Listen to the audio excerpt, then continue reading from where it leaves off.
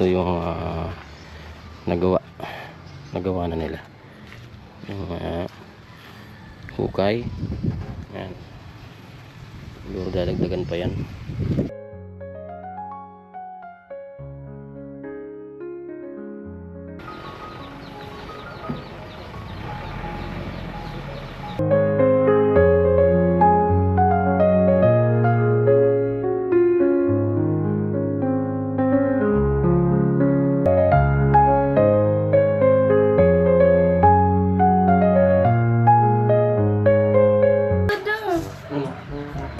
Sinira nila yung bakuran. Am I really that much to handle? Breaking these niggas down like a camera. You don't really know you.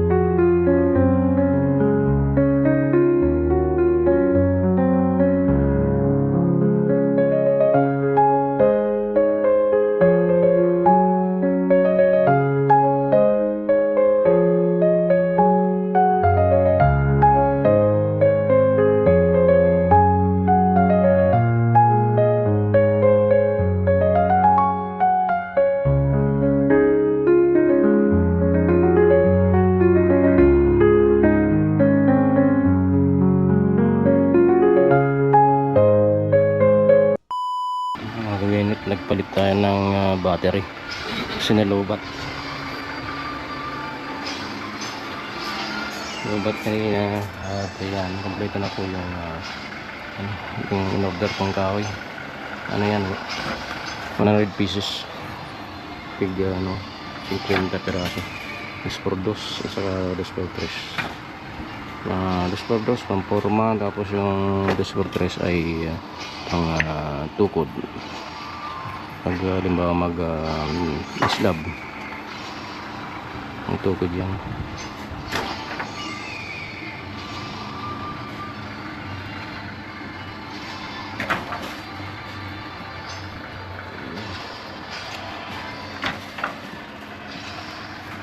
Yung lalim pala ng isang hukay ay 5'5" ang taas kung sa tao, 5 foot and 5 inches.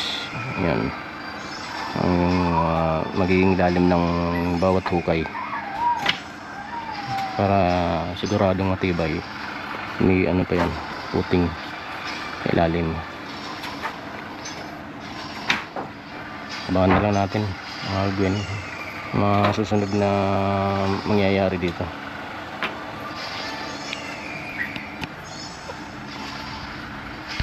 Yan mga kagwini, at break time na, tapos na yung half day nila. Dito yung nagawa na nila yung hukay. Yan, siguro dadagdagan pa yan pero malalim na. Siguro napakatibay nung gagawing poste kasi dapat lang, kasi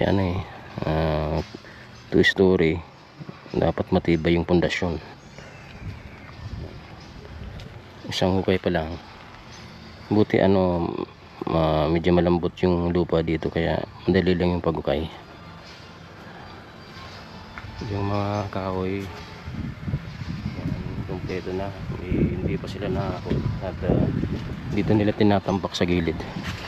At baka mamaya ay tanggalin na tong trapal at ililipat dito para hindi maulanan yung mga kahoy, at saka yung darating na bakal dito rin itatambak.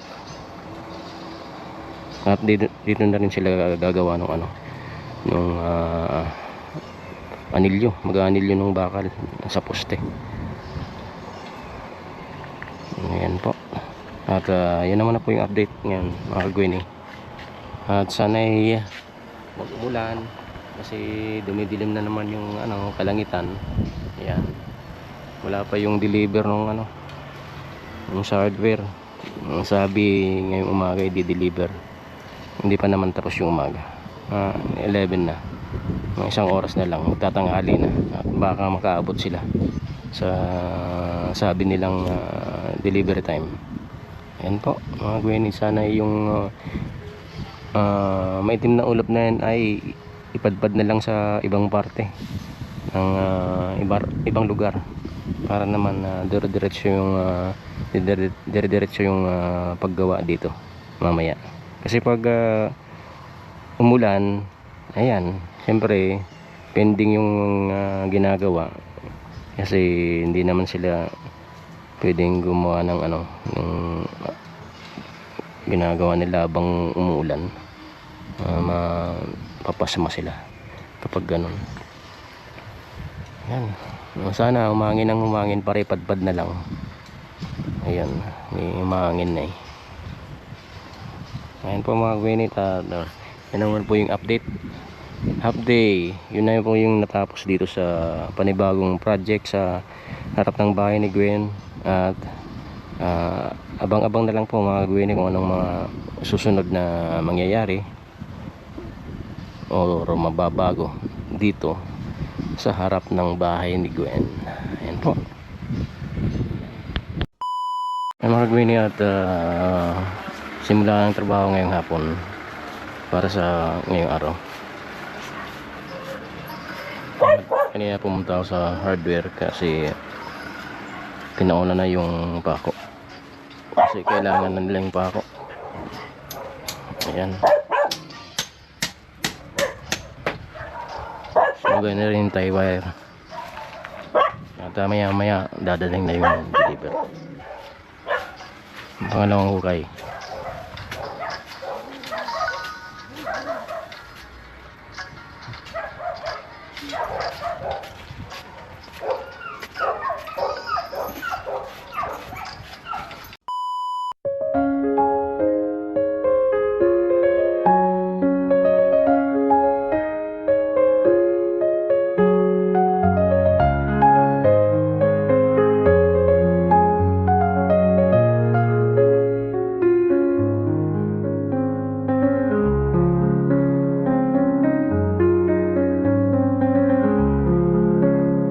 Nangakot dumating na yung delivery kaya sa hardware.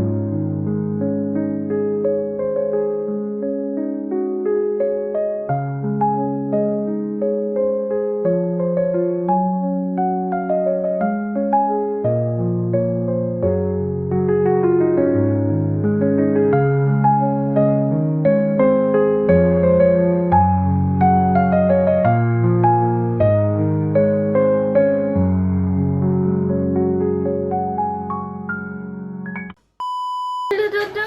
Ano? Sinira nila yung bakuran. Bakit? Ba't nila sinira? Siyempre, alam hindi sarahin yung bakuran dahil doon ano yung poste. May kakayo. Kakayo yung poste doon sa parting bakuran. Kaya talagang matalo siya. Ah.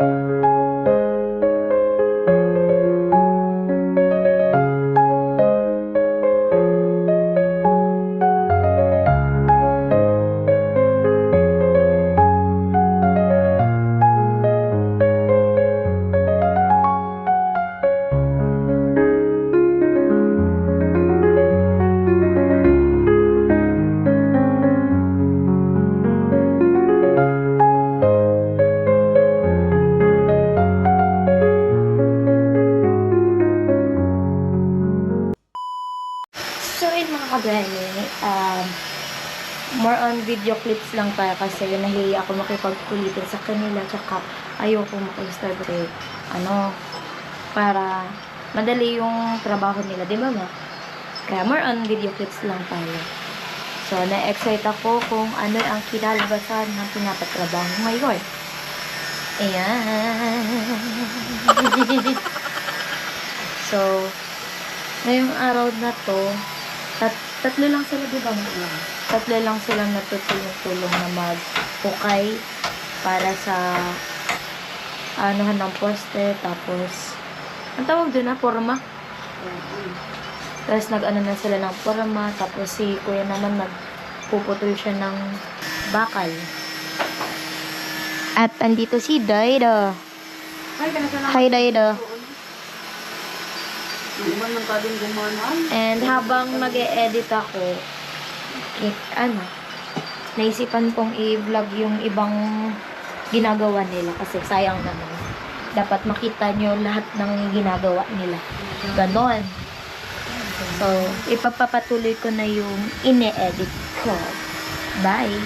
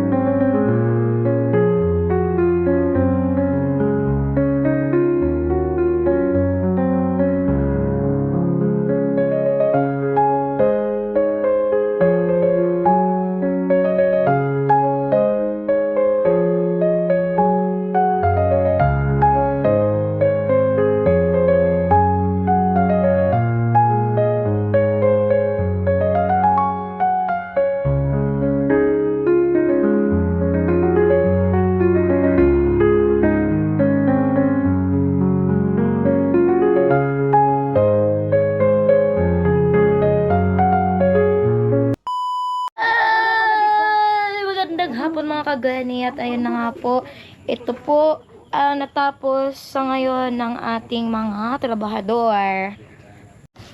Napakabilis maghukay. So, kung di sana umulan, makakapag sila ng 3 hukay dito. Ito. Pangalawa.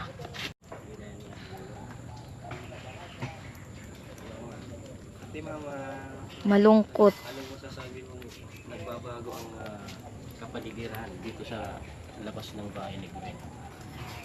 Anong masasabi mo? Wala akong masasabi. Bakit? Speechless. Di ko pa, di ko inaasahan na, magkakaroon tayo ng ganitong buhay. Kala ko gaya lang dati na palaging nasa ibaba, nakikitira lang, tapos itinda araw-araw yung buhay namin. Tinda pa naman tayo araw-araw. Hindi, kung walang tinda, wala tayong makakain. Hindi tayo nagtinda, walang pera, walang pambili ng Kasi pagkain. nga, lalo na't wala na akong trabaho ngayon. Katulong na lang ako ni ate mama. Pero hanggang ngayon, ganun pa rin yung buhay natin. Kaso lang, yung ano natin, yan ang nagbabago. Dahil dito, may panibagong project. Maganda na naman yung paligid namin tingnan. Akala ng iba, nanalo kami ng loto. Akala ng iba, may pera kami. Pero wala eh. Akala lang nila. Kasi yung nakikita nila, medyo parang nakakaangat ka na sa buhay. Kasi may bagong bahay, tapos may mga Panibagong project na dumadating. sunod-sunod yung mga Yung project. sunod-sunod yung project. Kaya akala ng mga tao ay mayaman ka na. Yung gagaya nung Tapos yung baby, buhok mo, nagbago. nagiging gold na rin. Dati ano lang yan, ano yung Itim lang yan. team at saka yung Hindi, ganyan naman yung brown, yung buko brown. Ngayon, Ngayon, nagiging pula na. nag-golden na. Kasi uso ngayon Yung golden by Huntrix. Yung kinanta ko. Kaya nakikiuso Ako din nga, siya. kakantahin ko rin yun. Dinadala na lang niya sa kulay ng buhok. Kasi hindi ko pa makanta. Hmm. Pag makanta ko na yun, yung kulay ng buhok ko, brown na ulit. Di na ganyan. Ano masasabi niyo sa mga trabahador dada na ganito yung na ngayong araw ito yung natapos nila? Parang ang bilis, no? Mabilis kasi Pacquiao na nga. Pakiyaw. Kung si Pacquiao, mabilis sumuntok. Mabilis yung galaw. Pag Ganun na rin yung mga trabaho, trabahador. Pacquiaoan, siyempre, mabilis din yung Trabaho. at Para- marami kaagad yung magagawa. Pero para madali matapos yung araw nila, madali rin matapos, madali din makakuha sila ng panibagong project na naman. Kaya mas maganda talaga yung Kung di sana nga umulan, sinisimulan na yun. Hukayan ng Ano ba yun? tagapaghukay. Tagapaghukay. Ayan, di ba? Dalawa yung nahukay nag-ano mo. sila, nag-anil Bilis. sila. Habang umuulan Ano? yan, yung nagawa nila, yung mga bakal. Nagputol ng mga bakal. Ipupurma ng yung bakal sa poste. Tapos yung mga, Anilyo, pang anilyo. yung mga ano pala, yung mga customer ko dun sa almusal, yung bumibili sa akin. Akala nila, mayaman na raw ako, mabuti pa raw ako. Sabi ko, ala, Oo, kasi nga yung buhok eh. Ang Kaya buhok. nga ako, Nagbago yung buhok. hindi ako nagpapakulay ng buhok kasi Sabi ko, baka hindi mapagkamalan ah, din sabi akong mayaman na. sabi ko, kung mayaman na ako, hindi sana ako nagtitinda ng ganito araw-araw, hindi ako naghahagilap ng panghulog, may mga hulugan pa. Yun ang ano yun nila, na hindi ako mayaman. Pag hindi na ako maghulog, wala na akong hulugan. Mayaman ka Siguro, na. Medyo mayaman. hindi. Hindi. Medyo ano lang. Umaangat-angat lang. Medyo may kaya. Umaangat-angat May lang. gaya ng hindi kumuha sa Bombay. Yan. Tama, tama. Pero, ayan, ano na rin kasi Kung sa blessed ano, na ako. kung sa Kasi ano, dati, nung mga nag-aaral pa tong mga anak kong to, yung hinuhulugan ko, tracing Bombay. Mayroon pa yan, yung dinding. dinding. Kaya hirap na hirap ako sa paggagilap ng pera. Halos isang araw, inuhulog ko 4K. Ngayon, ang nahuhulog ko pa ngayon, mga 1,000 pa. 1,400, 1,300 pa ang inuhulog Hindi ko ko pa maigit ngayon. ang naiulog. Kaya yun, na ano rin yung, ko, kapital. Nahihila. Na nahihila. Puro hulog. Kaya gusto ko matapos na. Pag natapos na yan, sabi ko, syempre, pag natapos na yung hulugan ko, yung Panibago benta sa amin na. Mapupunta na sa amin. Syempre, maglalalago na Kung yun. wala nang hulugan, mas maganda kasi yung pera Naiipon. may rolling Oo, na naiipon, tas walang may rolling. nababawas. Kasi Kagaya- sa Bombay, namumursyento ka. Yung binibigyan ka nga ng pera pero yung Naabang ng porsyento malaki. Eh, parang yun din ang hindi saka abang tumatagal. hinahanap mo ng benta. Yung Abang halimbawa porsyento. pang kalahatian na or sumubra man sa kalahati, naubos na din yung tinda. kukuha Wala na na. naman ulit ng Bombay. Kaya sabi ko dapat Talo matapos pala. na yung... Lalo lagi pag ano. Kasi 5-6. Oo, Kumuha ka sa ng Bombay. 20K or 25K. Ibabalik mo yung 25K is 30K. Tapos uhulugan mo pa araw-araw. Yung nagbibenta mo, kung kulang naman, wala talaga. Kaya yun, kagaya ngayon, na ano, talagang hirap. Nagkaroon ng ano dito, yung bagyo, yung ulan-ulan dito, yung nakuha ng, yung ano lang namin, yung benta namin na natira. Yun lang ang pinagro-rolling namin araw-araw. Pag bininta dito, ang benta dito, Thumbnail. ibibili doon. Bibili doon sa pang-almusal. Pag yung nabenta sa almusal, yun na naman iro-rolling pang hapon, ibibili pag hapon na ititinda. Kaso lang talagang kulang.